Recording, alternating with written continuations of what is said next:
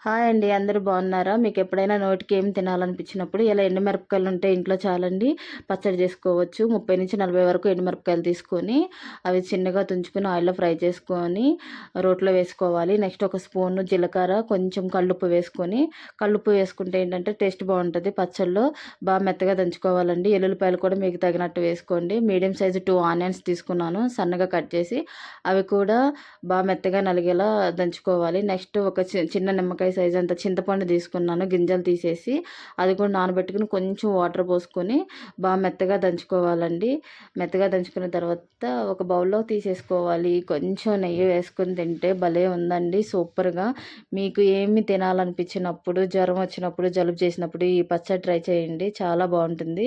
నేను నైట్ చేశాను. మార్నింగ్ కల్లా అయిపోయింది. నా వీడియోస్ కనుక నచ్చితే లైక్ చేయండి, షేర్ చేయండి. వీడియోస్ చాలా బావుంటాయి. ఒకసారి వెళ్లి చూడండి. ఓకేనా ఫ్రెండ్స్?